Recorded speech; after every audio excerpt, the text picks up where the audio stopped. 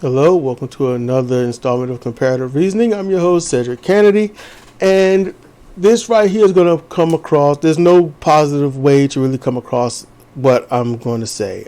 There just isn't. Yet, I want you to hang around. I want you to hear me out, because I'm talking to black people out there, African American or anything, if you got 1/8 black, to the racist white people, you are black. That's just it.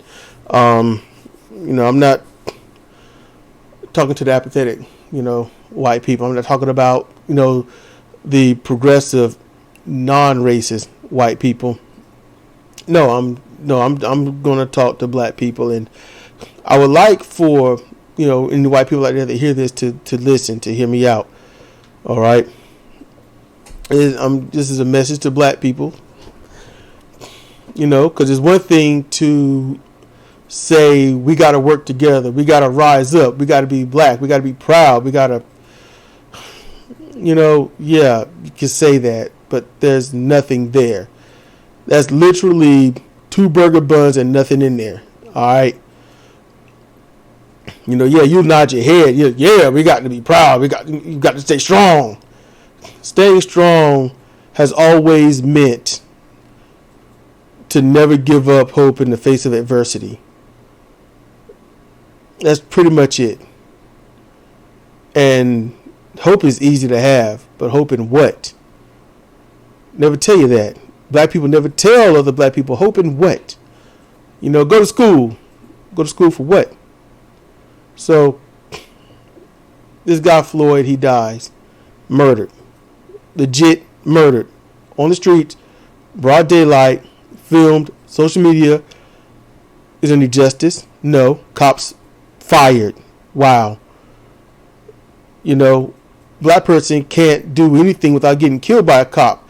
Cop just gets fired. Why can't that cop go to prison? Literally, if you ever want to see a slam dunk case, this would be it. Okay. That's not the bad part. No. This is about voting and other stuff. And I'm going to have some things here because there's some conflicts. Joe Biden, there's conflict. Harm reduction would be voting for Joe. That, and I ain't talking about against black people. No. Just in general to LGBTQ plus, it would be harm reduction. The mistreatment of minority groups in some form or fashion would happen. In some form, where the cops keep killing. Will they keep their racist rhetoric and racist groups and, blue lives matter, all lives matter, and black lives never mattered. Yeah, that's going to stay. It is. And black people, you like to vote Democratic because that's what you just raised to do. That's your indoctrination. You black, you vote Democrat. And then the ones that feel some wokeness, they're going to try to vote Trump for some damn reason. I want y'all to think about this. I want you to think. All right. When Trayvon Martin died, that was under a black president. Others died. Sandra Bland and stuff. That was under a black president. A lot of people, black people got shot, killed, murdered in the streets. That's under a black president. And then you've got before that, before Bush, because see, Bush made a calculated, risk, and just for a blink of an eye, black people were all right. The white people were snuggling up to black people then. It's like we got to watch out, for the Middle Easterners. And we all knew that was not going to last long before they're like, oh, wait, you. We hate you. I forgot. Let's get back to that. Especially when you hear the rhetoric when white people talking to other white people like, where's your heritage? Where's your pride? Talking about that. But before Obama, was Bush. Before Bush was Clinton. Clinton was made an honorary black man. You remember that? Or black person, at least. I say black man because You can't make a dude an honorary woman unless that dude wants to call himself a woman and, you know, all the respects and rights and whatnot. Okay, cool. But no, Clinton was seen and beloved by black people. He was on Arsenio Hall. He played the saxophone. He did other stuff like that. He had a cool voice, smoked some weed, you know. Clinton was in charge of locking up black people in droves. So much so that prisons had to be emptied of hardened criminals, while you're getting those that just got caught with some weed on them, got pushed into it. And he did that and got a second term for doing it. Black people voted for him in droves because they didn't understand, they didn't know, and I don't blame them. I wasn't voting back then. Could have, didn't. So let's just push forward. All right, I don't want to make this one super long. So now what? Because you probably wonder what get to it. What is it? What we're trying to say? Who are you going to vote for? Because this thing that's just happened, Minneapolis, Floyd killed right there, open and shut case. I don't hear Trump or Biden speaking out. It's been too long. Social media is national media. Keep that in mind. Social media is national media. So with that being said, they haven't said anything. And when they do, what do you think they're going to say? Well, clearly that's tragic and we feel bad for the family. Something's got to be done about it. We need to look into it and something's got to be done. It's got to be done now. Because justice needs to be had. And go back to work, read a paper. It's been proven through their negligence. They don't care.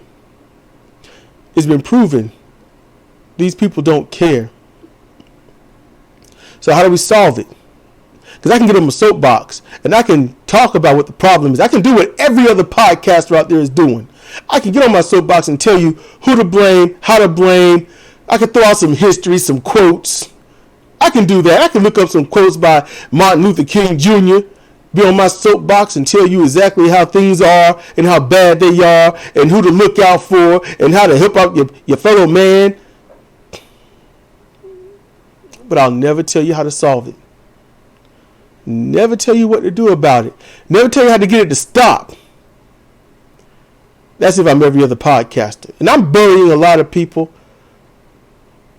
but I'm right. And as I said before, anyone can be right.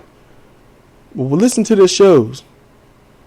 Maybe I've struck a chord with Benjamin Dixon, because so far he's been on that area of giving some solutions. And I'm happy about that. But let's talk about solutions for this. So if I ain't going to vote for the Democrats, who am I going to vote for? A third party, throw my vote away. You're throwing it away anyway. You want to vote for somebody that don't care about you? You're going to vote for somebody that's going to kill you? That's pretty much it. You're going to vote for somebody that's going to lock you up for having weed? You're going to vote for somebody that when your family member gets murdered on the streets or in their own home or in their backyard trying to get home to their family, or killed by some vigilante, they don't lift a finger. They don't chastise the police. Literally, chastising is just saying, you did bad, stop it. You know, the Hillary Clinton technique. Knock it off. You don't want to split the vote. No, you can't split the vote. I'll cover that in a different video. Vote can't be split. But you got to think about what you're going to do for your family. You look around. You know, your best friend, that's your fam. You look around, your mom, your sis, your brother, your father, uncle, aunt, all of them, that's your fam. That's your people.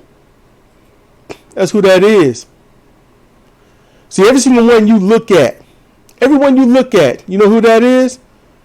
That's a statistic waiting to happen in the eyes of these white racist people in charge. You send them outside to sit on their porch and they get shot and killed by the cops, and they'll say that person was charging.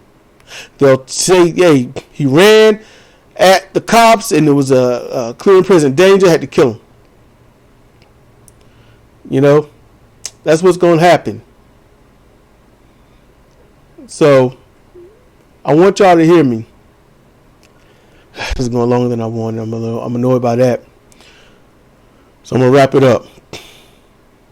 I want you to look at who's running for ballots in your district. That's what I want you to do. Who's running for what office? Small offices. Really small, tiny offices.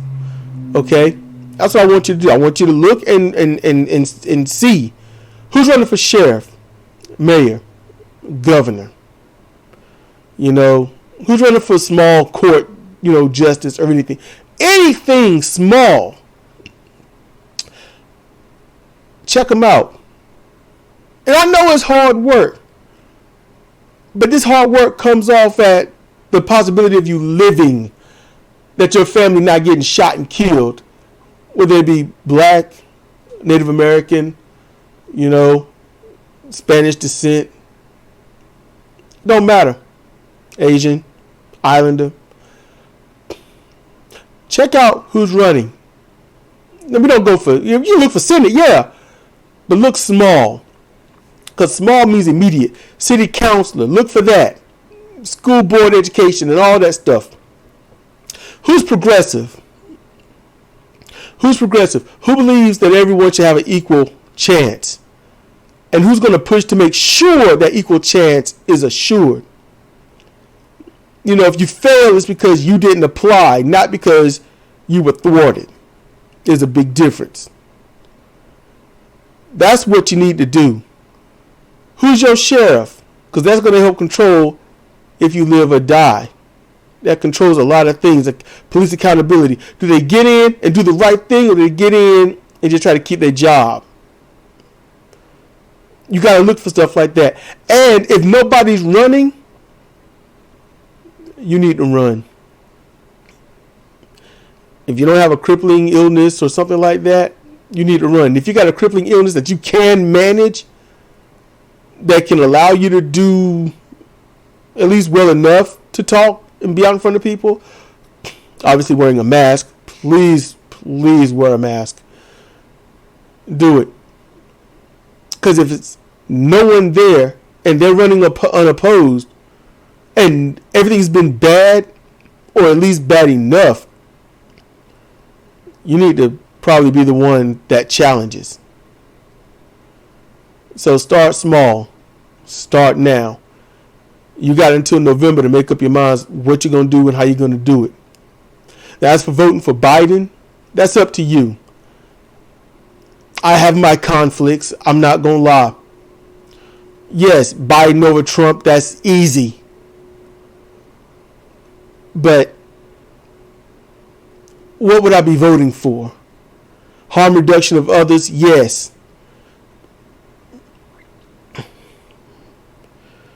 I just want to vote for somebody that doesn't hate me. Apathetic is fine.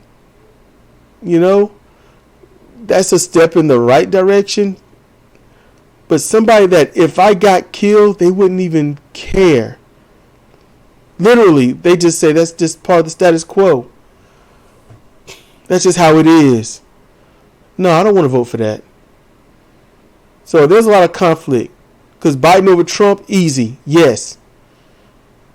And still, what am I voting for? Because Biden's not that guy that's going to do the things that we need, that we should have had. Not that we want. No, I mean need. It's a necessity. So, yeah. That's a hard choice. So right now, start small. Start in your districts. You want to rise up as black people. You want to lift each other up. And you get in your groups, talk to your family and say, how about we focus on voting small? Go ahead and say, hey, down ballot for Biden. Fine. But let's find out who's running for these small seats. And either we vote for the most progressive, pro-black, or we become that person and make sure that I get put in, that type of thing. I being you. Something like that. Well, I think that's the right thing to do. Start off small and rise up. It can be done real quick. It can. But it can't if you never start. So I'm saying here, don't talk about rising up. Don't talk about being strong. Be about it. Do it. It's just words, thought, and then carrying it out. All these racist people can carry out their thoughts and kill you. Can you carry out your thoughts and save you? Cedric Kennedy, Comparative Reasoning. Thank you for listening.